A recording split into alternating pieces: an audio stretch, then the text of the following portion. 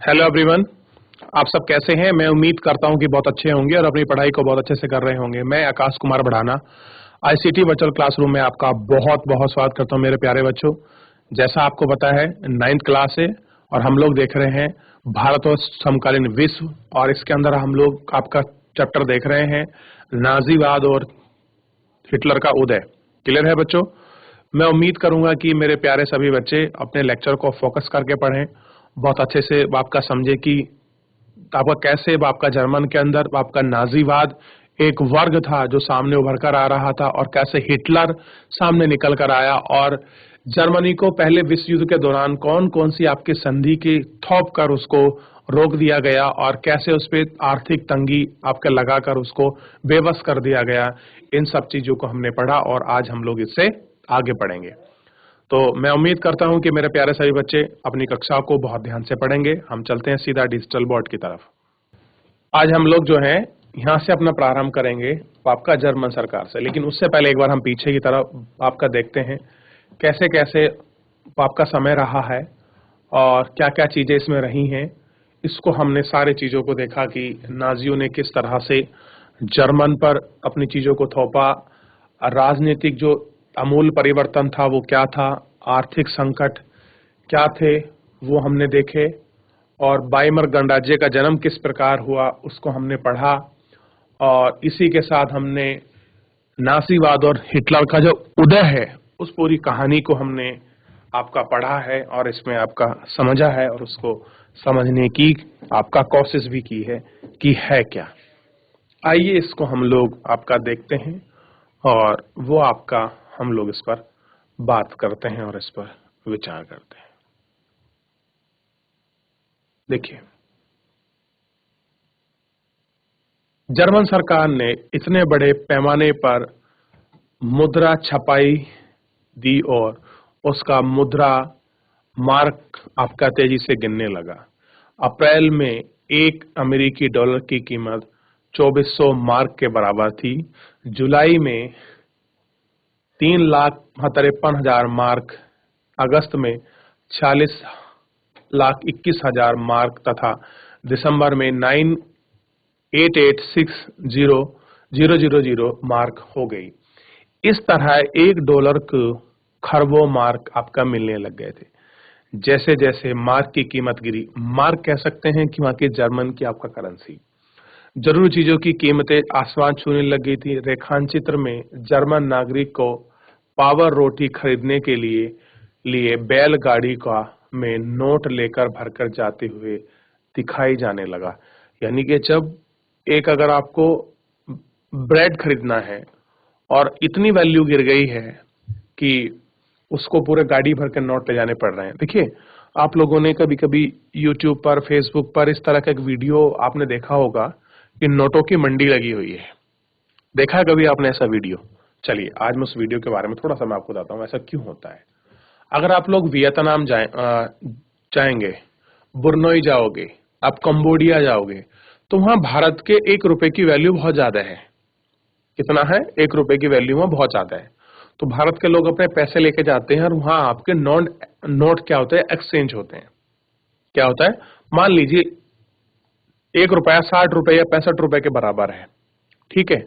तो यहाँ आप 100 रुपए का नोट लेके जाओगे, वहां आपको 100 रुपए के बदले में कम से कम वहां के 4-5 हजार रुपए आपको मिल जाएंगे 100 रुपए के बदले।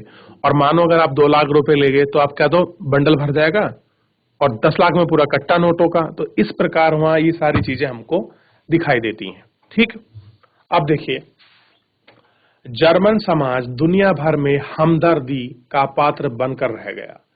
इस संकट को बाद में अविस्फीर्ति मुद्रा का नाम दिया गया, यानी कि डिफ्लेशन हो रहा है, बाजार गिर रहा है, और मंदी आ रखी है, इस तरह की चीजें।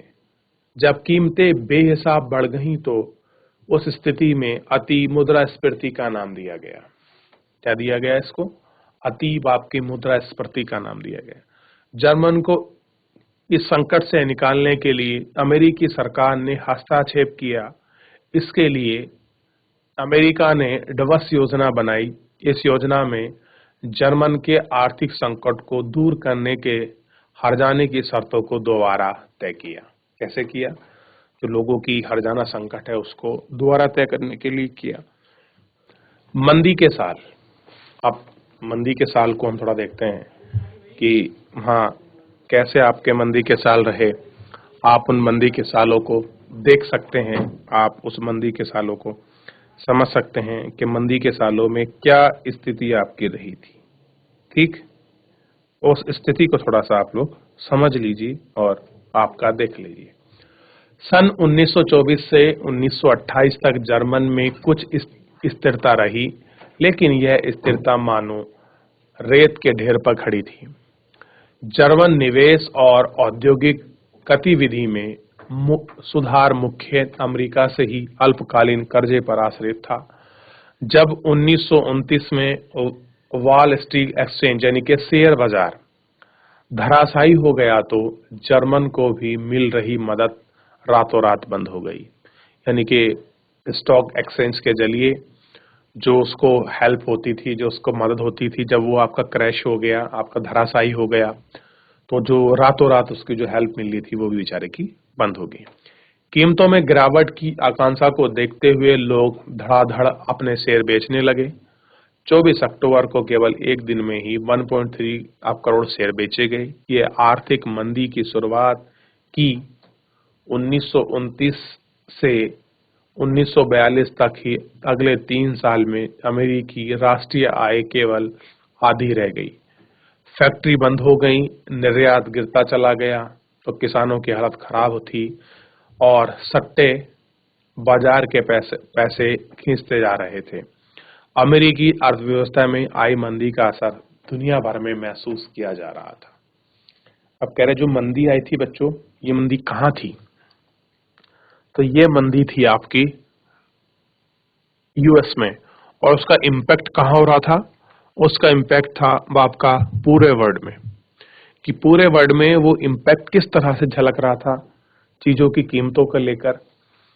या तो कीमतें बहुत महंगाई छू रही थी या फिर कीमतों की कोई वैल्यू ही नहीं रह रही थी। इस तरह से यूएस की उस मंदी ने पूरे विश्व में अपना इम्पैक्ट गिरा, और उसके इम्पैक्ट का सबसे बड़ा ये समझिए कि जो हर्जाना देना पड़ा वो था आपका जर्मन कंट्री को। आगे देखते हैं। इस मंदी का सबसे बड़ा प्रभाव जर्मन अर्थव्यवस्था पर पड़ा। 1932 में जर्मन का औद्योगिक उत्पादन 1929 के मुकाबले केवल 40% रह गया था। यानी कि जितना उसका प्रोडक्शन था वो प्रोडक्शन जो था वो कम हो गया, और 1932 में आपका रहा कैसा, जैसे कि 1929 में स्थिति थी वैसी 1932 में आ। ठीक है, मजदूर या रोजगार जाते रहे तो उनके वेतन काफी गिर चुके थे। बेरोजगारी की संख्या 60 लाख तक पहुंच गई। जर्मनी की सड़कों पर ऐसे लोग बड़ी तादाद में दिखने लगे, मैं कहीं भी काम करने के तैयार हूं लिखी तख्ती गले में लटका कर खड़े हुए थे।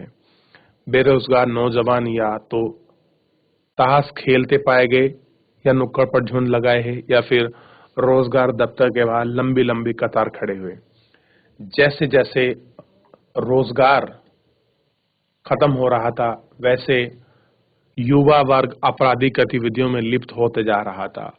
चारों तरफ गहरी हताशा का माहौल था। अब देखिए, जब रोजगार नहीं होगा तो लोग क्या करेंगे? निगेटिव जो आपकी गतिविधि है, यानी कि आपराधिक गतिविधि का वो हिस्सा बनेंगे। और आपराधिक गतिविधि का हिस्सा बनने से जो माहौल है वो कैसा होगा? हताशापूर्ण होगा। क्यों? लोगों का रोजगार जा रहा है, लोगों की आय, इनकम, ये सब चीजें डिस्टर्ब हो रही हैं। आर्थिक संकट ने लोगों की गहरी बेचैनी और डर आपका पैदा कर दिया। जैसे जैसे मुद्रा का अवमूल्यन होता रहा, मध्यम वर्ग, खास तौर पर वेतनभोगी कर्मचारी और पेंशन निधियों की बचत भी आपकी सिकुड़ती जा रही थी। कारोबार ठप होने जाने से छोटे मोटे व्यवसायी, रोजगार में लगे लोग, खुदरा व्यापारी की हालत खराब होती जा रही थी। समाज के इन तबकों का सर्वहाराकरण भी तय था। इस डर के कारण अगला गर्त रहा तो एक दिन में मजदूर बनकर ही कहाँ जाए। उनके पास कोई रोजगार नहीं रहा। अब सिर्फ संगठित मजदूर ही थे जिनकी हिम्मत नहीं टूटी थी, लेकिन बेरोजगारी की बढ़ती फौज उनके मोल भाव की क्षमता को चोट पहुंचा रही थी। भले ही जो आपका वर्ग था, मजदूर वर्ग, उसकी हिम्मत ना टूटी हो, लेकिन जो इतनी बड़ी फोर्स थी जो आपका मोल भाव कर रही थी, ये मोल भाव से उसको बड़ा आपका प्रभाव पड़ रहा था और बड़ा ही इम्पैक्ट हो रहा था। क्योंकि अगर आप लोग देखोगे, जर्मन की कंडीशन थोड़ी बिगड़ रही है, थोड़ी क्या बच्चों, बहुत बिगड़ रही है। वहां मंदी बेतुकी छा चुकी है, लोगों के रोजगार जा चुके हैं, लोगों के काम जा चुके हैं, और किसी भी एक लो प्राइस पर, आप कह लीजिए कीमत पर, वेतनधारी पर वो काम करने के लिए तैयार थे, लेकिन काम उनको नहीं मिल रहा था। एक वहां मजदूर वर्ग था जो अपना मेहनत करके ही खाता था, उसने थोड़ी सी हिम्मत जुटा ली अपना काम करने के लिए, लेकिन वो भी क्या करता, क्योंकि बेरोजगारी की एक वहां इतनी बड़ी चैन थी जो हर चीज में मोल भाव कर रही थी, और जो उनकी क्षमता थी, एफिशिएंसी थी, वो उसको इम्पैक्ट कर रही थी, आपका प्रभावित कर रही थी। बड़े व्यवसाय संकट में थे, कह रहे जो बहुत बड़े आपके उद्यमी थे वो कैसे थे, संकट में। अब संकट क्यों होगा, क्योंकि चीजें बहुत अलग है, महंगाई बहुत ज्यादा हो रही, लोगों के पास आपका पैसा है नहीं, तो उनकी चीजें कैसे बिकेंगी, वो उनका प्रोडक्शन करें ना करें, वो असमंजस में थे। किसानों का एक बहुत बड़ा वर्ग कृषि उत्पादों की कीमतों का बेहिसाब गिरावट की वजह से परेशान था। अब देखिए, एक ऐसा वर्ग भी निकला जो एग्रीकल्चर वर्ग से था। अब वो जो चीज बना रहे हैं उसका उनको रेट ही नहीं मिल रहा है, कीमत बहुत ज्यादा गिरी हुई है, चाहे गेहूं हो, चावल हो, मक्का हो, जौ हो, दाल हो, इस तरह से उसका जो रेट है वो बेहिसाब गिरा हुआ है। यानी कि किसान की टोटल लागत भी उसको नहीं मिल रही है, तो वो कैसे करें। तो ये सारी समस्या आपका जर्मन के अंदर खड़ी हो चुकी थी, यानी कि बर्बाद होने की कगार जिसको बोलते हैं ना, वो जर्मन अपना सामने खड़ा देख रहा था। ठीक, युवाओं को अपना भविष्य अंधकार में दिखा दे रहा था, यानी कि जो युवा हैं उनको अंधकार में दिख रहा था। अपने बच्चों का पेट भरने पाने में असफल औरतों के लिए दिल भी डूब रहे थे। अब कह रहे कि जो वो अपने बच्चों का कैसे पेट भरें, जो महिलाएं थी उनका दिल डूब रहा था कि वो अपने बच्चों को कैसा भूखा देख सकती हैं, कैसे भूखा रख सकती हैं, वो सब उनको बड़ा इम्पैक्ट लग रहा था। अब देखिए, थोड़ा सा हम लोग आगे बढ़ते हैं, क्या चीजें हो रही हैं। और इसमें राजनीतिक स्तर पर वाइमर गणराज्य एक नाजुक दौर से गुजर रहा था। वाइमर में यानी कि आपका जर्मन जो आपका रिपब्लिक था वो कैसा था, बहुत ही आपका सेंसिटिव फेज से गुजर रहा था। वाइमर संविधान में कुछ ऐसी कमियां थी जिसकी वजह से गणराज्य कभी भी अस्थिर और तानाशाही का शिकार बन सकता था, यानी कि अनस्टेबल हो सकता था, कोई भी आपका डिक्टेटरशिप उसमें आ सकती थी। इनमें एक कमी अनुपातिक प्रतिनिधित्व से संबंधित थी। और क्या थी उसमें सबसे बड़ी कमी, अनुपातिक प्रतिनिधित्व, यानी कि जितना भी आपका वोटिंग परसेंटेज मान लीजिए वो कैसा होगा, आपका रेशो के आधार पर होगा। इस प्रावधान की वजह से किसी एक पार्टी को बहुमत मिलना लगभग नामुमकिन था। अब यानी कि जितनी भी वहां वो आपका पार्टी थी, उनको क्लियर कट आपका जो आपका बहुमत था वो नहीं मिल रहा था। हर बार गठबंधन सरकार सत्ता में आ रही थी।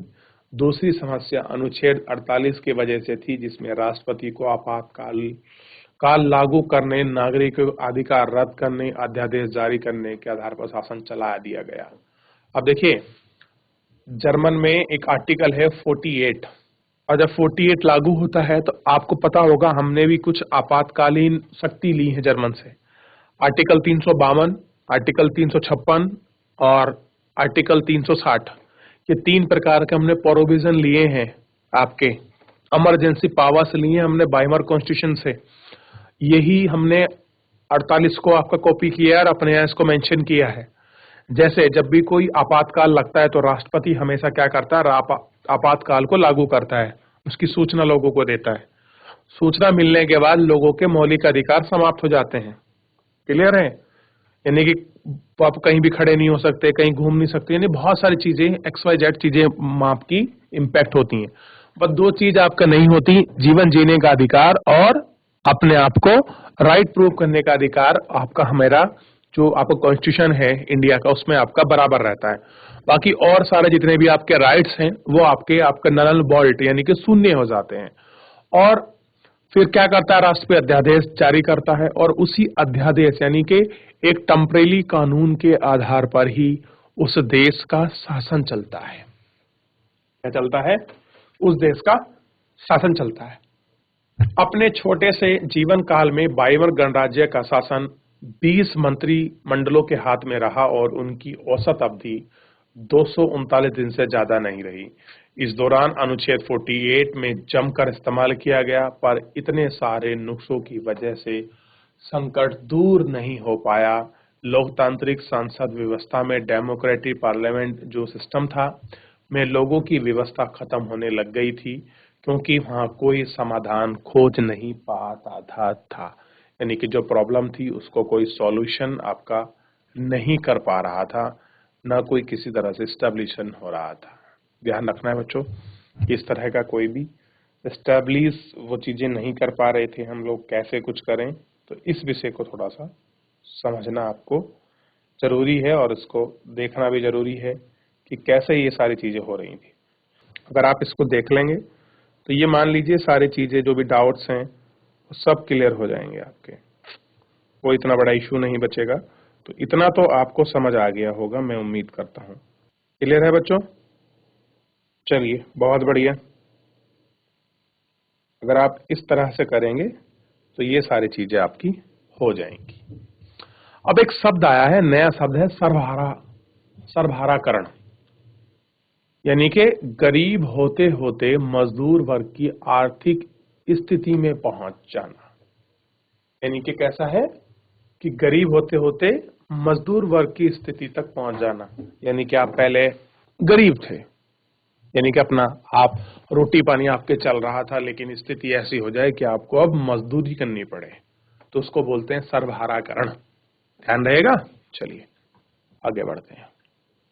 अब यहां से ही पूरी परिपाटी आपने समझ ली हिटलर जर्मन की, कि कैसे आपके नाजीवाद का उदय हुआ, कैसे प्रथम विश्व के दौरान उन पे बहुत सारी संधियां आपकी थोप दी गई, और कैसे आपका जर्मन आपकी अपनी महंगाई के आर्थिक संकट से जूझ रहा था और वहां के लोगों की, युवाओं की क्या कंडीशन थी। ये सब चीज आपने पहले यूनिट कह लीजिए इसका, या पहला इसका पार्ट कह लीजिए, उसमें आपने देखा। अब सेकंड है हिटलर का उदय।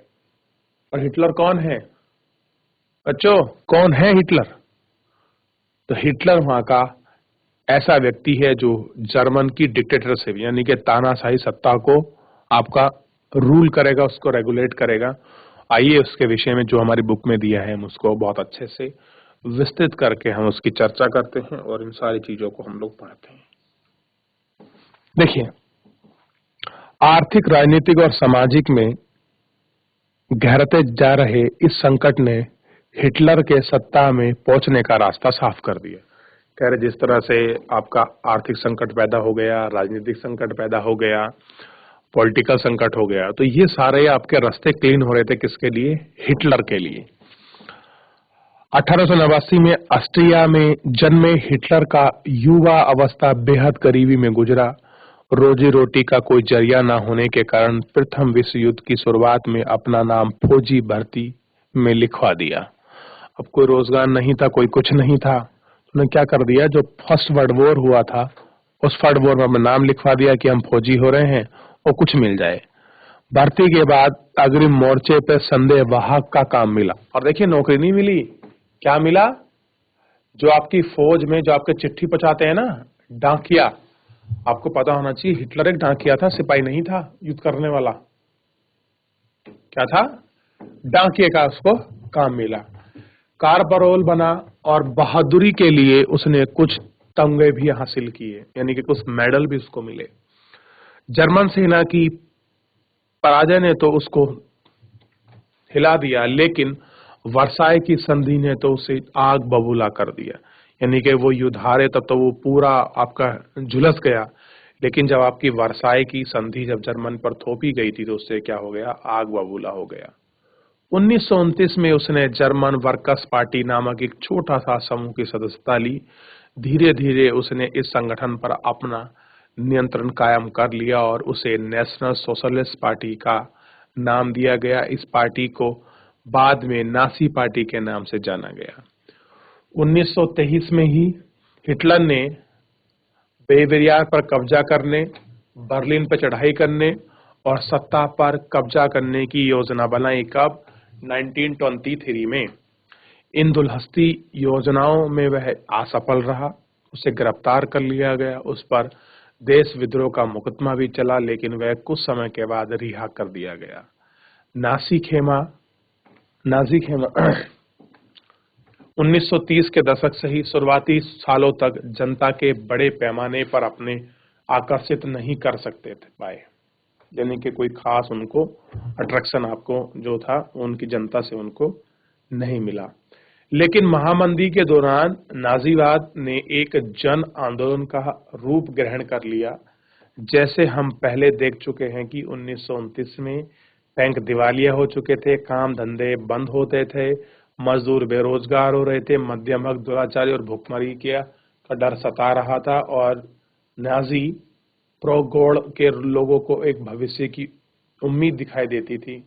1929 में नाजी पार्टी को जर्मन संसद राइट खंड के लिए चुनावों में है 2.6% वोट मिले। 1932 तक आते आते यह सबसे बड़ी पार्टी बन चुकी और उसे 37% वोट मिले और क्या हो गया, वो अब एक मजबूत पार्टी बनकर सामने खड़ी हुई और सामने उभरी। कौन सी पार्टी बच्चों? जर्मन पार्टी सामने उभरी। पहले कितने मिले? 2.6% और 1932 में 37%, यानी कि 23 में पार्टी एक्टिविटी करने लगी थी और 1932 तक उन्होंने अपनी गवर्नमेंट को स्टेबल कर लिया।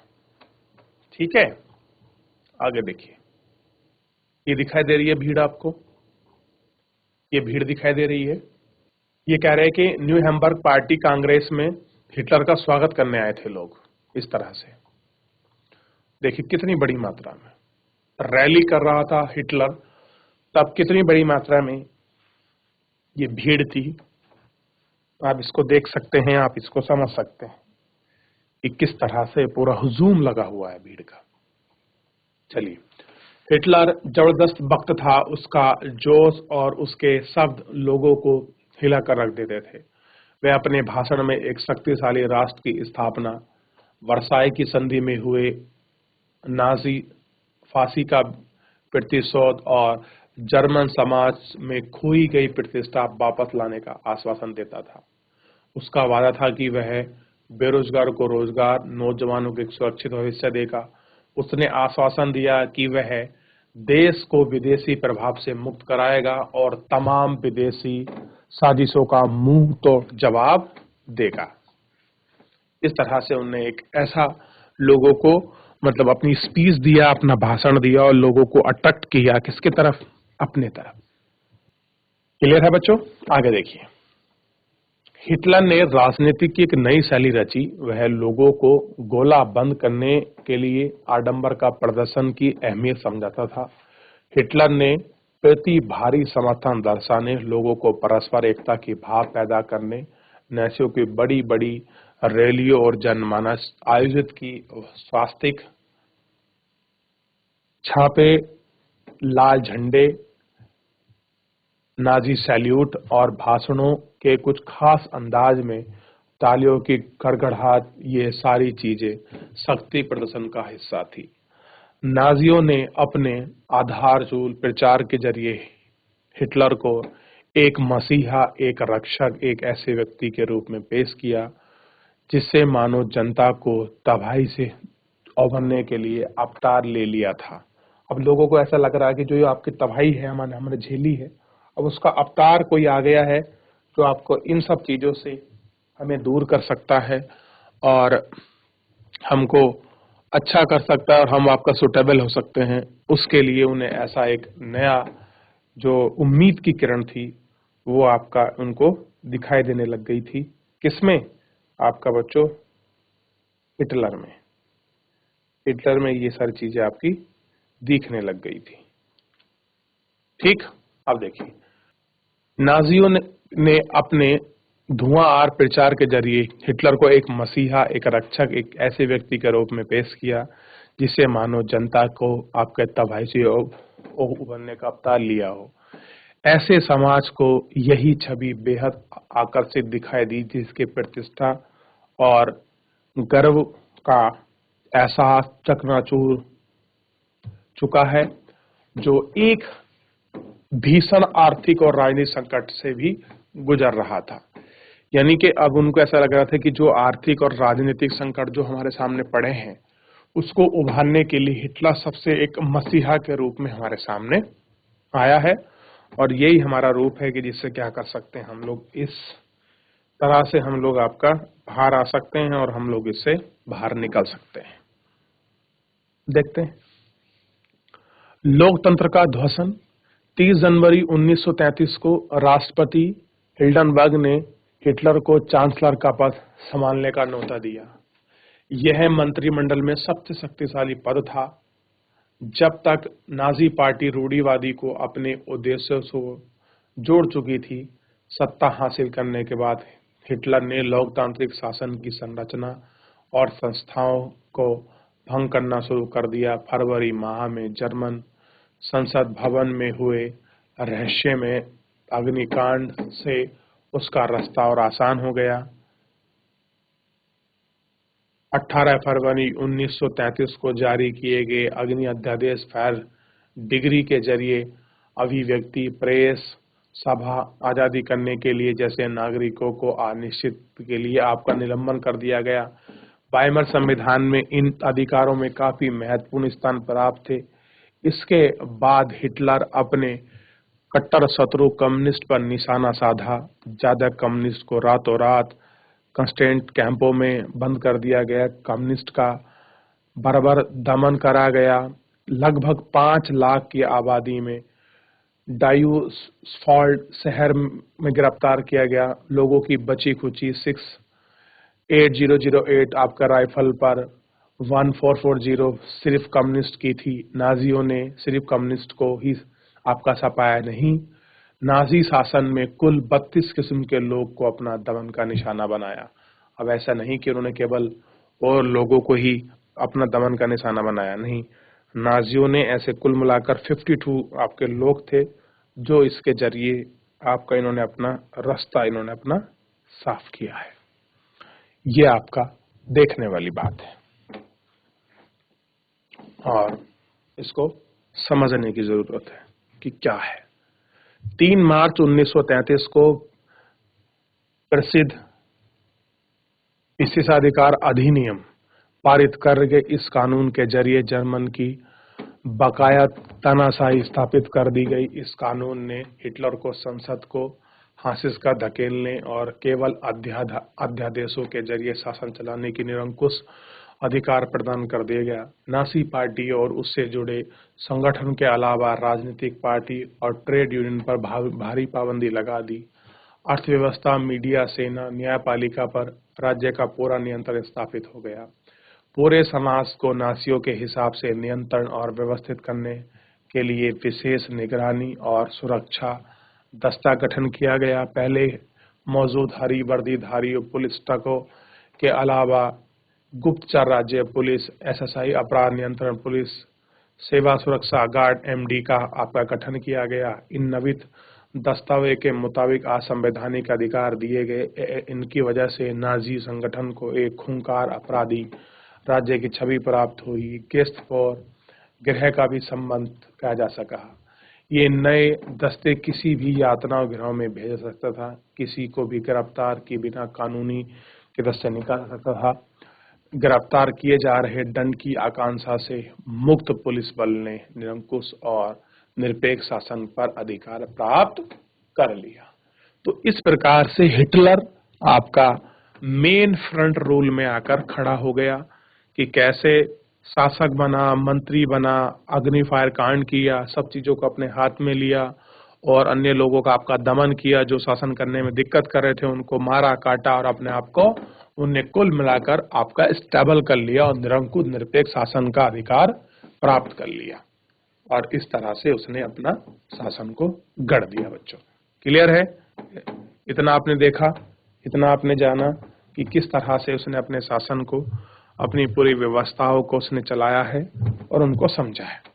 ठीक है, तो इतना हम लोगों ने इसके माध्यम से हिटलर की पूरी हिस्ट्री को हमने खंगाला है और इसको पढ़ा है। ठीक, अब ये जो लोग खड़े हैं, ऐसा नहीं यूं ही खड़े हैं, ये भाषण सुनने के लिए खड़े हैं कगार में। कितनी बड़ी जनता आपका न्यूरे वर्ग में जो आपकी रैली थी, उस रैली में आई थी हिटलर के लिए, और कैसे परेड हो रही थी, कैसे लोग उसको अपना विश्वास जमा रहे थे, और किस तरह से आपका हिटलर एक डाकिये से कैसे एक शासक के रूप में, मंत्री के रूप में, तानाशाह के रूप में पहुंचा। उसकी जर्नी बहुत इंटरेस्टिंग है और एक अद्भुत रही है कि कैसे उसने अपने आप को स्टेबल कर वहां तक, उस लेवल तक पहुंचाया। उससे पहले जर्मन में किस तरह की चीजें हो रही थी, लोग किस तरह से हताश थे, बेरोजगारी की स्थिति क्या थी, लोगों को व्यापार, रोजगार, काम की तलाश, भूख, ये सारी समस्याएं आपके सता रही थी। लोग कैसे लाइन में खड़े होकर आपके पटरियों पर सो रहे हैं, जो आपके बेरोजगारों की उम्मीद क्या थी, इस तरह की ये सारी चीजें आप इनको इसमें देख सकते हैं और इनको समझ सकते हैं कि जर्मन में ये सारी चीजें कैसे हो रही थी। इम्पैक्ट क्या हुआ था प्रथम विश्व युद्ध का, इसको हमने बाप का देख लिया था, और जर्मन के कौन कौन से जो क्षेत्र थे जो आपका वर्साई की संधि के तहत उससे ले लिए गए थे, आप इन सबको इसमें बहुत अच्छे से समझ सकते हो, आप इसको पढ़ सकते हो। कैसे वाइमर गणराज्य का आपका जन्म हुआ, ये आप चित्र भी आप देख सकते हैं, जो आपके रैतिक परेड है उसका है। नाजियों का उदय कैसे हुआ, नाजीवाद है क्या, कैसी आपकी यूरोप में समस्या चल रही थी, इस सब को हमने इस लेक्चर के माध्यम से हमने इसको पढ़ा है और हमने इसको बहुत अच्छे से आपका देखा है।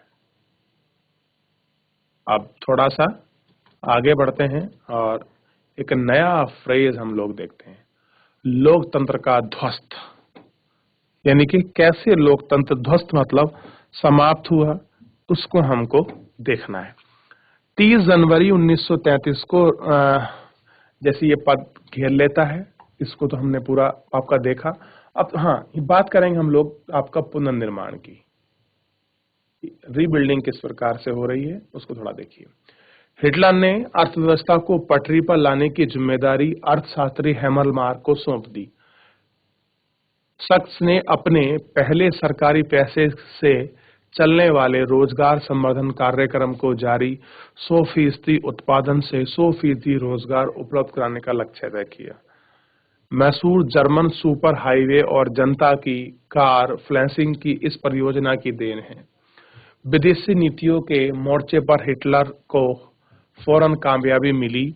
1933 में लीग ऑफ नेशन से पत्ता झाड़ लिया और 1936 में राइनलैंड पर दोबारा कब्जा कर लिया। एक साम्राज्य, एक नेता के नाड़े अकड़ 1938 में ऑस्ट्रेलिया को जर्मनी में मिला लिया गया, जिसके बाद चेकोस्लोवाकिया पर आपके कब्जे, जर्मन भाषा के सुंडियालैंड प्रांत पर कब्जा किया और फिर पूरे चेकोस्लोवाकिया को हड़पा।